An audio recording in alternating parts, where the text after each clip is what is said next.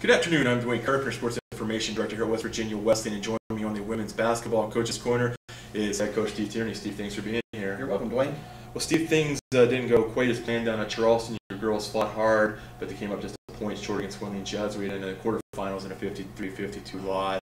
I know things started out well. They were playing a man-to-man defense. We got out to an early lead, but they kind of went into a zone defense, and we kind of have some issues scoring against that. Could you talk a little bit about that game? Yeah, Wheeling did to us sort of what we've been able to do to some other teams earlier in the year and throughout the year, and they went zone on us, and we didn't attack it very well. Plain and simple. A lot of credit to Wheeling.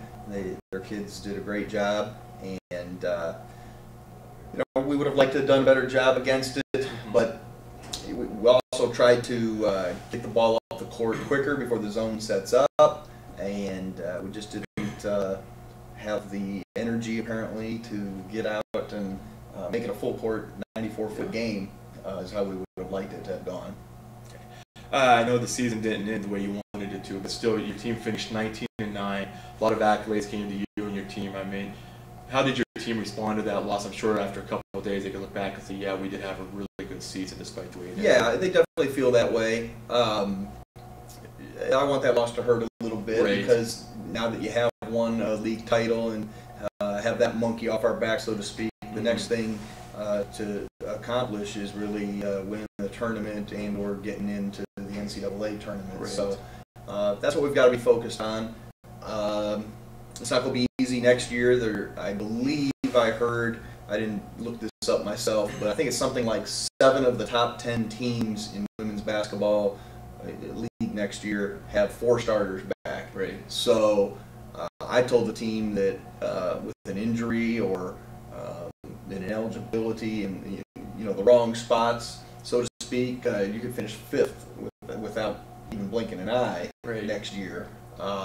So nothing is guaranteed for us, and certainly we had a fine year, and nobody can take that away from us. And but in the future, we've got to keep pressing forward. Right. As you said, your team is one of the teams that returned 4 starters. You're losing just the 1 starter, Angela. Sorry, but the conference was so young this year, and it's going to be even better and deeper next year. Yeah, it will be, and so you can expect a lot of close games like what we experienced this year too. And again, maybe we won more than our fair share of those this year, and nobody can take that away. But they don't always go that way, as evidence of the final game. Had the ball on the last possession, it doesn't go in. We had a number of games earlier in the year that last possession did go in, and so things tend to even out, and you try like heck to not have to put yourself in that position where you need a play at the end to pull it out. And not to discount the conference this year, it was very good again this year. 3 teams made the regional tournament. Briefly, Fairmont State earned the automatic bid for winning the tournament. They came in as the 8th seed. Seton Hill was the 5th seed, and West Liberty was the 3rd seed. Interestingly enough, we defeated all 3 of those teams in the regular season, which tells you just how many quality wins you did have in the season. Yeah, absolutely. The criteria, I guess, for getting at-large bids is pretty complicated.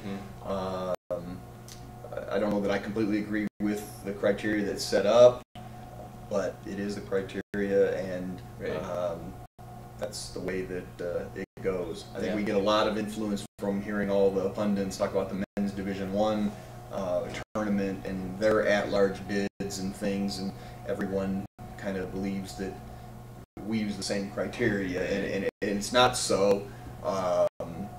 But it is what it is. It is what it is, and we'll try like heck to not put ourselves into that position in the future. Of course, again, Wesleyan finished 19-9 when the regular season conference championship denied an at-large berth. Of course, Charleston did not get one either. They finished 3rd in the conference. They easily could have a grape as well. Absolutely. They had a fine season too, and returned a lot of good players next year as well, and it didn't work out for them either. But just can't worry about it too much. What's done's done, and we needed to win. If you're the 8th seed, I'm sorry, if you're playing the 8th seed and we're the 1 seed, you got to figure out how to get to the semifinals. Yeah. And I don't know if it would have changed or not, but you'd like to think that if you can make the semifinals, you can do that. So maybe one more win, and you don't know if that win, if it needs to come at the end of the year, or as I try to tell the ladies on the team, you know, these games in November. Right. I mean, you have to win those as well, and they all count kind of the same, which again is part of my gripe a little bit. Because certainly we were a lot different team and better team later in the year than we were early. Right. But you know, I guess it's about the whole body of work, as they say, and so forth. So scheduling plays a part in it, and you know, maybe I've got to do a smarter job of that in a sense. But we'll keep pressing on. Okay, again, congratulations. Thank you. The first ever regular season title brought back to Wesleyan by your team, so congratulations on that. Women's Coach of the Year, congratulations on that. Thank you. And of course, Lydia Breidenball was a WVIC All-First Team Performer, so congratulations to Lydia. So, Steve, is there anything else you want to add as we conclude the Women's Basketball Coaches Corner for the year? No, I really enjoyed talking with you this year on the Coaches Corner. It's a great thing that we're doing for the program, so that all the programs, so that our fans and alums and donors can get a little more insight into what's going on and so forth. And pleased to have done that. We did have a great year. Our kids grew up a lot, and giving them some time off, of course, here now, and they can be normal college students a little bit. And we'll have about 4 weeks, though, that we'll try to get some good fundamental work in before they go home for the summer break. Of course, the players are made in the summer, so there's only so much we can do. They've got to really put in a lot of time and effort in the summer months to keep improving. Okay. Of course, we'll have a short recess with you. You'll be back in a couple weeks to talk about the Bobcat and Lady Bobcat golf teams that you're the head coach of the Bulls. So until then, I appreciate you being here, Steve, and we'll see you next time on the Coach's Corner.